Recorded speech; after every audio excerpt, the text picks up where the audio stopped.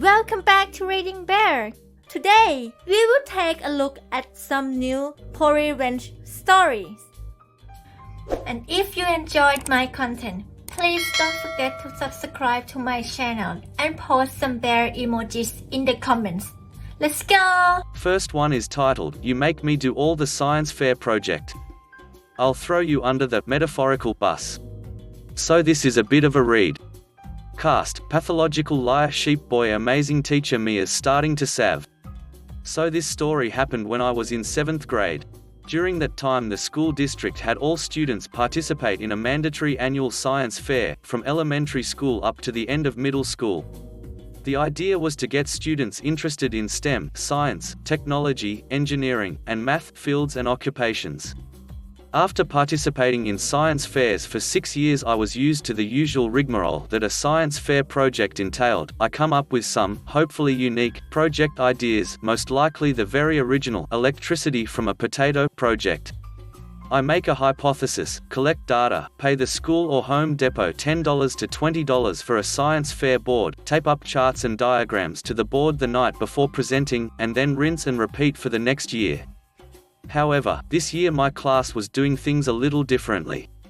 My class had the honor of being the first to be selected to participate in a virtual science fair. So basically we were voluntold.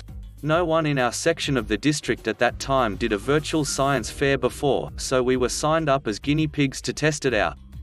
If that wasn't good enough, my class also had to promote healthy collaboration amongst students, so we were assigned to do projects in a group. Now I hate group work. I always got the short end of the stick in a group. Either my group gets stuck with someone that skimps out on work and the other group members and I have to cover their portion, or everyone in the group except me avoids work like the plague, and no matter how much I urge them to participate, I eventually have to do all the work myself to maintain my precious grades.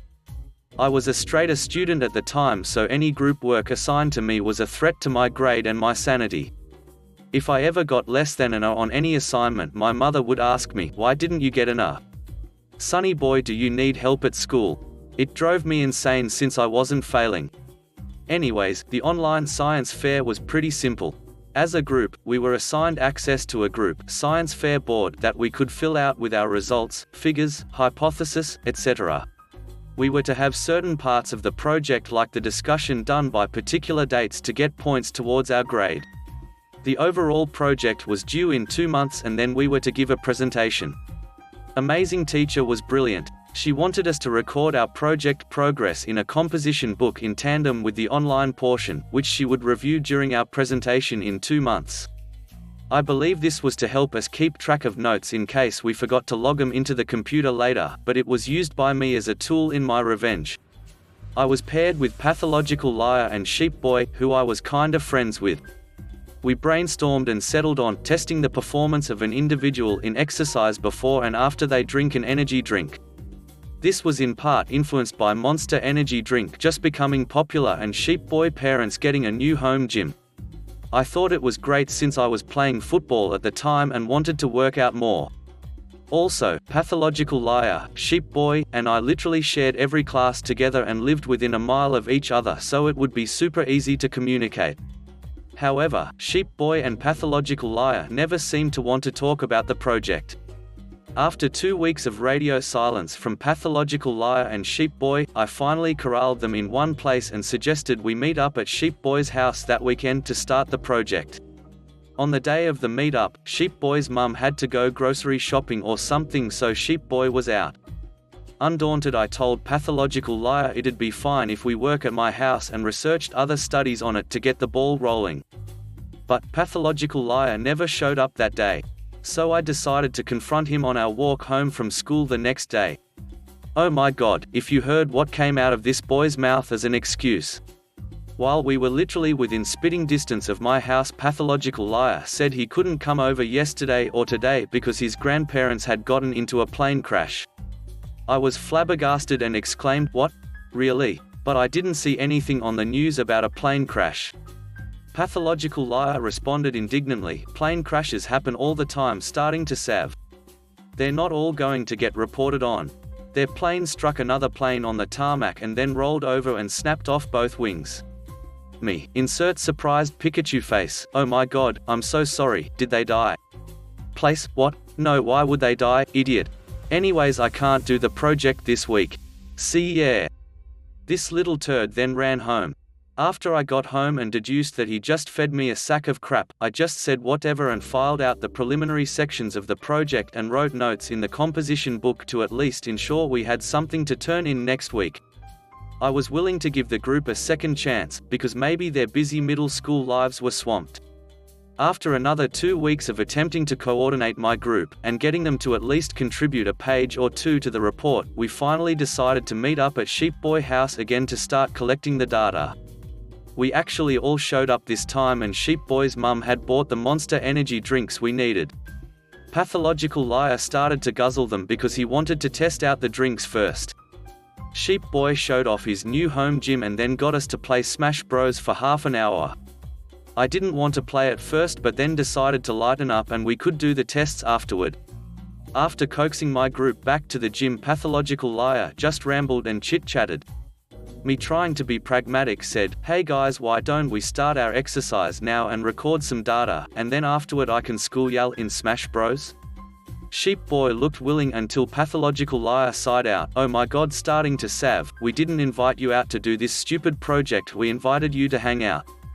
Sheepboy's attitude did a complete 180, chiming in, "Yeah, we don't want to do the stupid project now."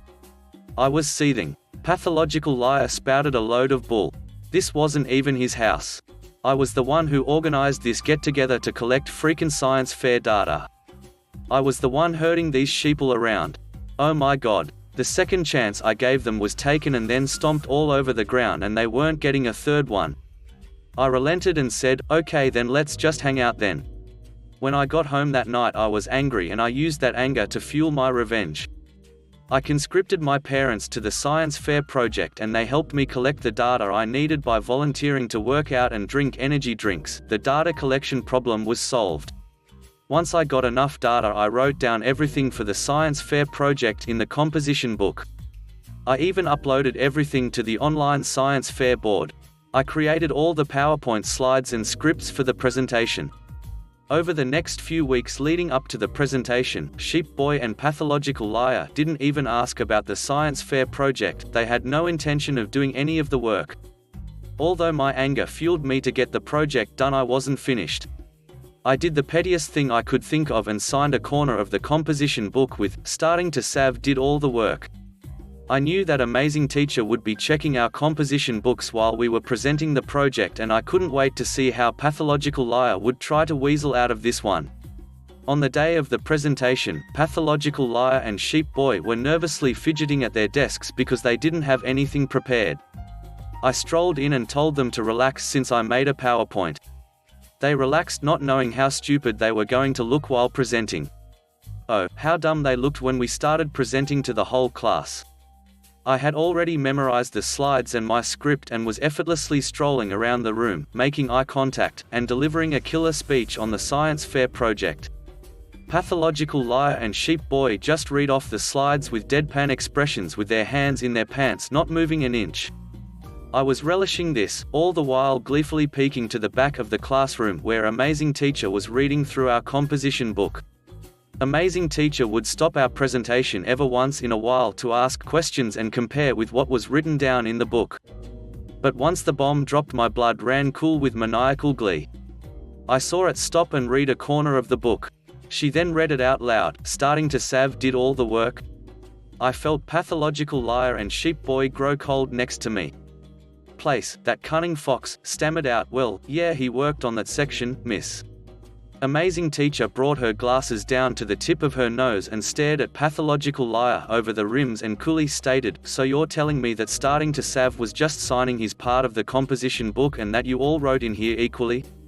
Pathological Liar, "Yes ma'am." At this point I wavered. I didn't want to feel the social wrath from them or their friends for stepping out and challenging Pathological Liar's lie, so I stayed silent. At least I embarrassed them for a moment. After my crowning achievement of embarrassing Pathological Liar and Sheepboy, I thought nothing would really come from it, but boy was I wrong. After grades were released for the project, I was totally bummed out that I got a 96%.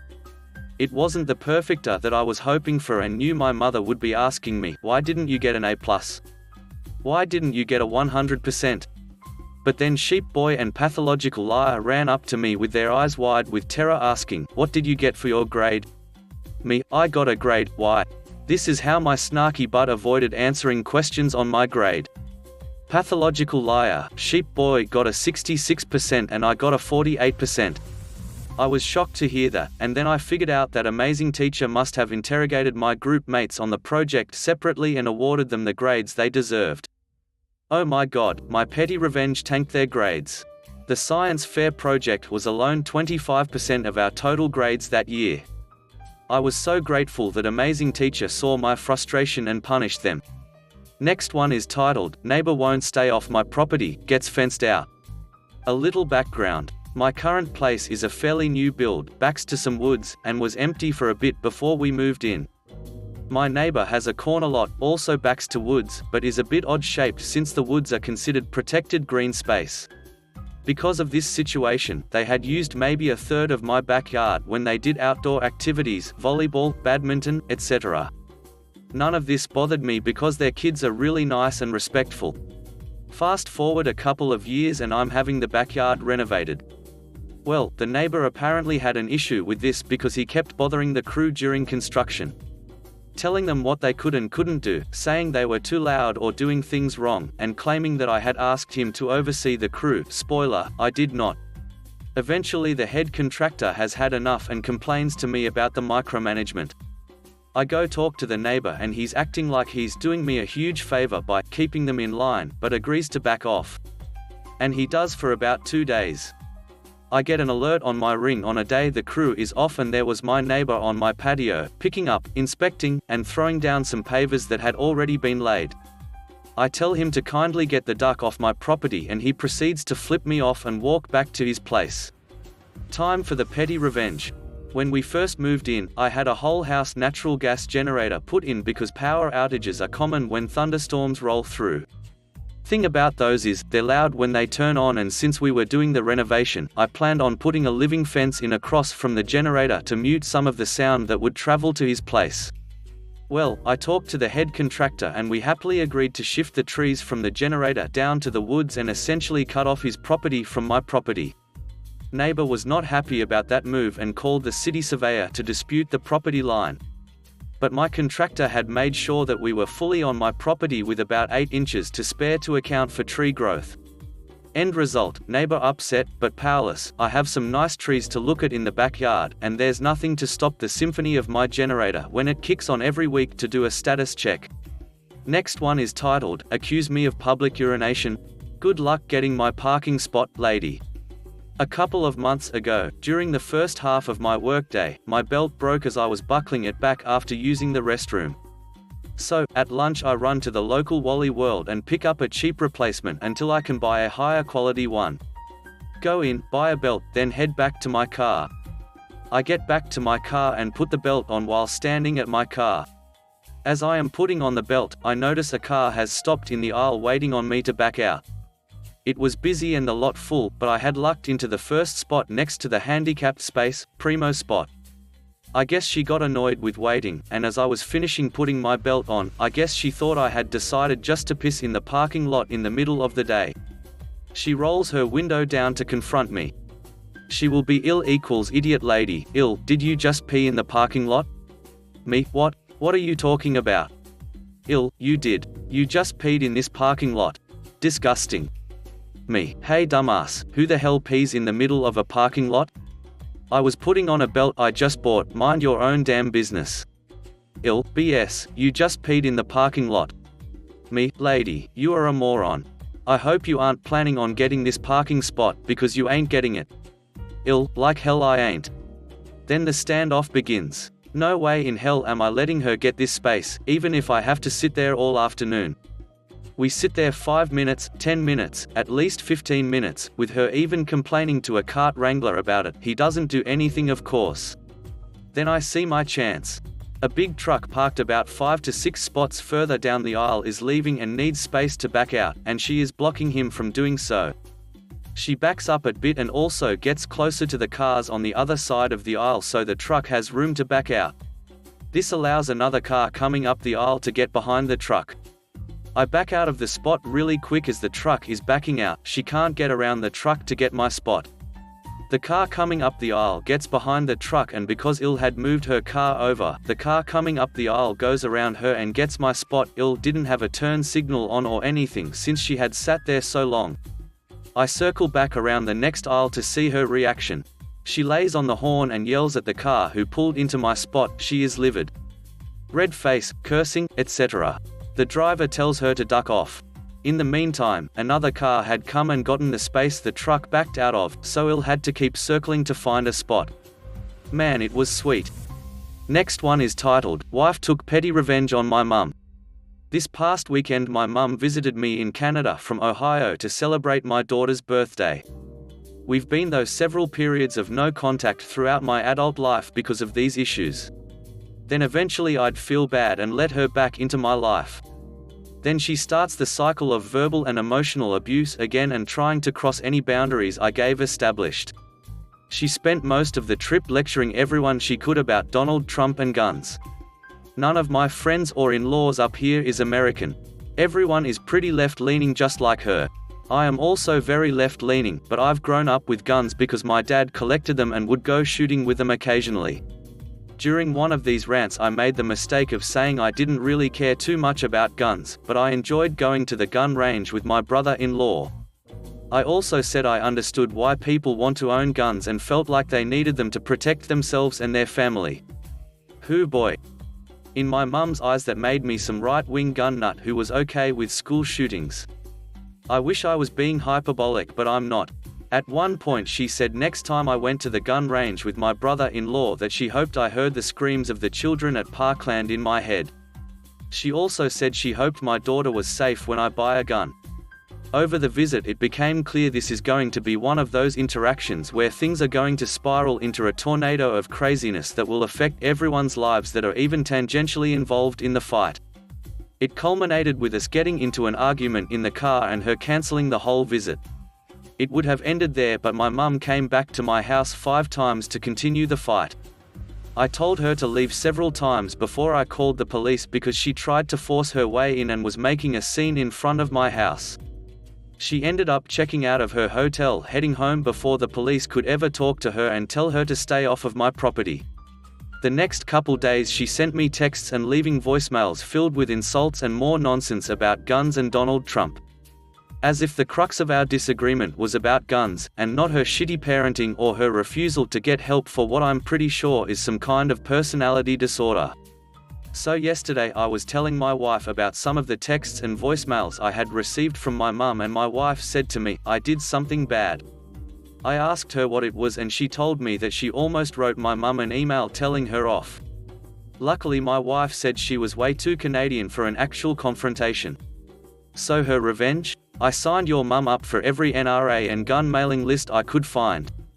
Next one is titled, Downsize Me and Blackball Me? Lose the customer after 25 years of business. I worked for a multinational communications company 10 years ago, as the regional management running a 2-way radio repair shop on the customer's main site. 4.5 million contract, actually about 6 million in billing, with projects. 25 years of faithful service. I had 6 techs on rotation, and an admin assistant, as direct reports, and worked 205 to 250 hours a month for 160 hours salary. When I sent my actual hours to my boss's boss when was asked for it, it was the catalyst to getting downsized 6 months later. My severance package was equal to those hours, just so I'd go away quietly. Now, after 25 years of a proprietary network, they wanted to be able to use new technology and were busy transitioning to it during that 6-month period. We're talking 5,000 radios and 3 radio sites, not exactly a small purchase. The customer had me put together a transition plan for them to roll over smoothly, including radios that worked on both networks and just needed reprogramming later. Keep in mind this was the same tech that all the competition was using, as it allowed for multiple manufacturers to be able to communicate. They were about 40% capable when I was downsized, and about a year into the project that I was directed to do by my boss. Shortly after I was downsized, I was having no luck finding work. I had a friend call him for a reference for another manager job, and he spent 5 minutes pretty much saying I'd duck up and shouldn't be hired, while I was listening to the speakerphone. I should have recorded it. Screw me over. Your turn. I called the customer and met my rep for lunch, and handed him a list of contract violations from both sides of the contract that I was told to memorize on day one. Remember, the customer was about 40% ready to switch technology to allow other equipment. About 2 months later, I learned that the customer was able to cancel the 25-year contract, and the competition was more than happy to throw a few techs over there to finish the switch over. Roughly $6 million a year in sales, gone. Last one is titled, Neighbours on the Hook for £15,000 insurance bill that they could have avoided by spending £300 a year ago like we repeatedly told them. Just before lockdown 1.0, our neighbours employed some cowboys to fit new guttering. They used the wrong connector to join our old guttering to the new guttering, and it leaked like a motherducker. Repeated conversations with the neighbours that it wasn't right, that they needed to fix it, and our internal walls were getting damp. They did nothing. Finally got to the point where we had black mold on all 3 floors, wallpaper falling off the walls, so we got our insurance involved. We fixed the leak, £300, and loss adjuster agreed to a £15,000 plan of works to dry out the house, replaster and redecorate. He knocked on today to complain about the building noise. I dropped the bombshell that the work will be ongoing for 3 months, that we will be moving to temporary accommodation for the time period paid for by our insurance, and he will be getting chased for the costs. His face was a picture. The screaming and shouting from his wife we heard through the walls was the icing on the cake. Thanks for listening.